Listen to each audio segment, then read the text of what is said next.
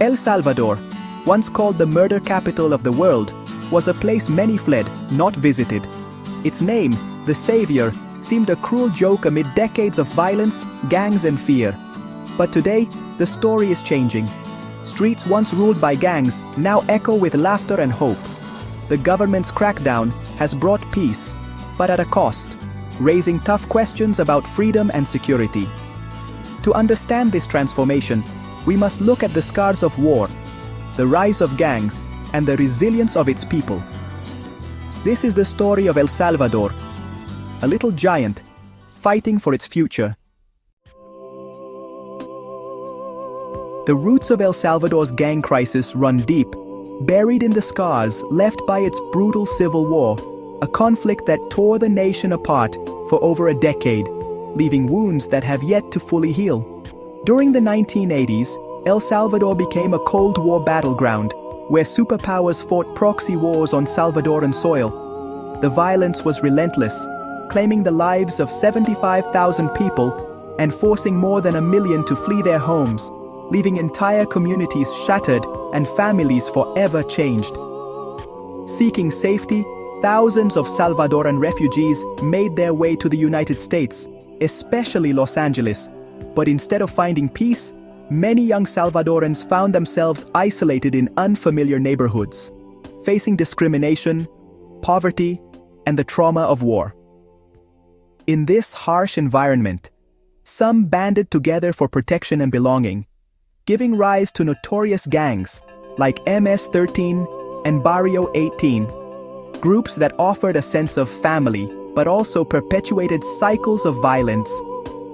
Over time, U.S. immigration crackdowns led to the mass deportation of these gang members back to El Salvador.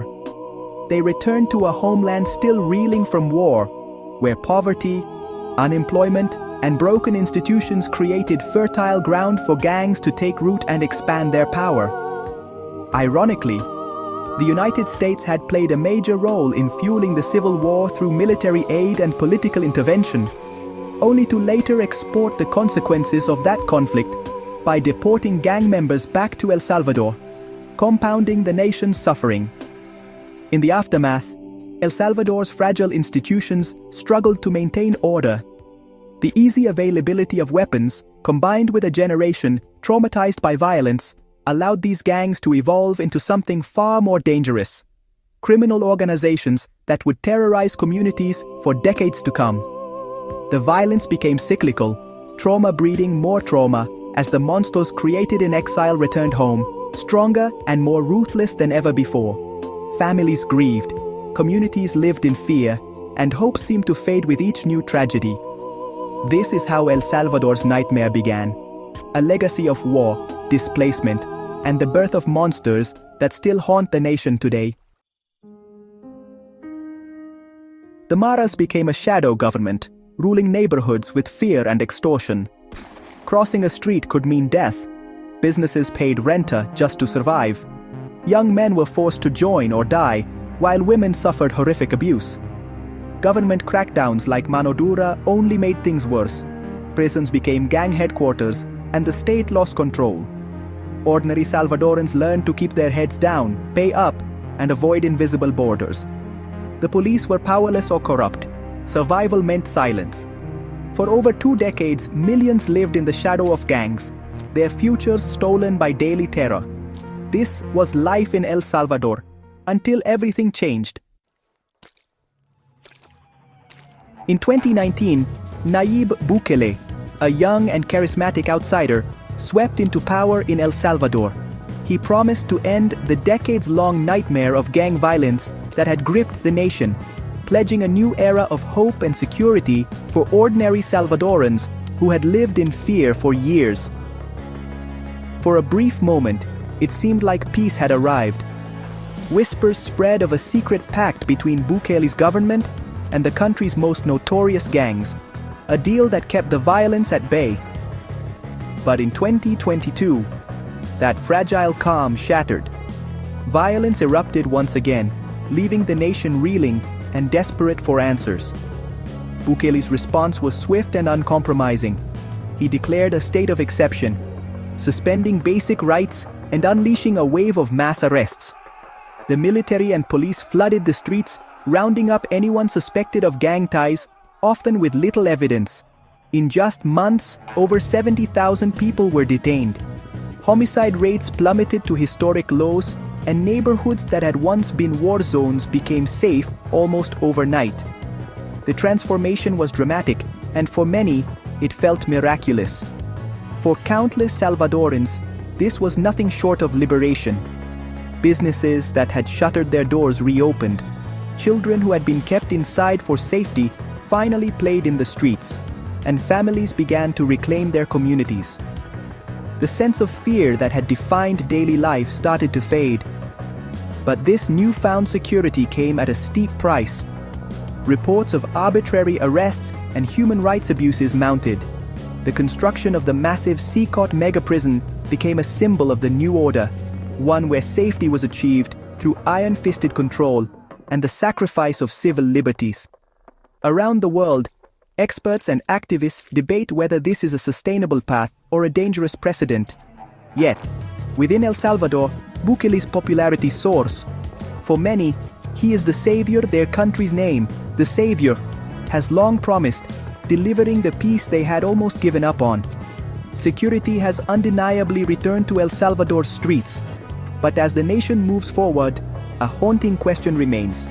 At what cost to freedom, justice, and the soul of the country? As the gang war raged on, President Nayib Bukele surprised the world by launching another bold experiment, making Bitcoin legal tender in El Salvador. It was a move that captured headlines and sparked heated debates, both at home and abroad. For a country long plagued by poverty and violence, this was a radical leap into the digital unknown, promising a new era of innovation and opportunity. The dream was to bring financial freedom to the unbanked, to make remittances cheaper for families relying on money sent from abroad, and to put El Salvador on the map as a pioneer in digital currency. El Zonte's Bitcoin Beach became the poster child for this vision, a small coastal town where Bitcoin was already being used for everyday transactions, from buying pupusas to paying for surf lessons. To kickstart the revolution, the government rolled out the Chivo wallet, giving away $30 worth of Bitcoin to every citizen who signed up. Billboards and TV ads promised a future where anyone could send or receive money instantly, without the need for a traditional bank account. For many, it was their first experience with digital finance, but the rollout was far from smooth. Technical glitches plagued the Chivo app, leaving many Salvadorans locked out of their accounts or unable to access their funds. The wild price swings of Bitcoin made people nervous, and skepticism grew as stories of lost money and failed transactions spread. Most Salvadorans, wary of the risks, quickly cashed out their free Bitcoin at ATMs and returned to using dollars. Outside of tourist hotspots and a handful of businesses, Bitcoin adoption remained stubbornly low, with many shops refusing to accept it at all. International lenders like the IMF and World Bank sounded alarms, warning of economic risks and instability. The government's promises of a crypto-fueled economic boom never materialized for the average Salvadoran family, who continued to struggle with rising prices and uncertain futures. Today, El Salvador's Bitcoin gamble remains a global curiosity, an ambitious experiment watched by the world. But for most Salvadorans, the digital utopia remains just out of reach, more mirage than reality. While gang violence dominated headlines, women in El Salvador faced another war, one of femicide, abuse, and patriarchal oppression. Gangs targeted women for control and terror, but danger also lurked at home, fueled by machismo and a broken justice system. Draconian abortion laws criminalized even miscarriages, trapping women in fear. Despite safer streets, domestic violence and gender-based threats persist. Women adapt, always vigilant, their freedom limited by invisible dangers. Activists fight for change, but progress is slow and hard-won. True peace remains elusive as long as half the population lives in fear. El Salvador's turbulent history with its neighbors is epitomized by the 1969 football war with Honduras. Tensions over land and migration exploded after hostile World Cup qualifiers, but the real causes were deeper: land reform and displaced Salvadorans. The brief, brutal conflict left thousands dead and deepened national wounds. The forced return of Salvadorans worsened social pressures, fueling instability that led to civil war. The football war is a stark reminder of how pride and unresolved grievances can ignite violence. Its legacy still shapes the region's fragile peace. National identity in El Salvador is forged in struggle, on the field and beyond. El Salvador sits atop the Pacific Ring of Fire, battered by earthquakes, volcanoes, hurricanes, and landslides. The capital has been rebuilt repeatedly after disasters. Volcanoes loom over daily life. Deforestation and poverty force many to live in high-risk areas, compounding vulnerability. Natural disasters are part of the Salvadoran psyche. Resilience is a necessity. Communities unite to rebuild after every crisis, forging a spirit of endurance. Living in this valley of the hammocks means constant readiness for nature's fury. The land's dangers shape the nation's strength and solidarity.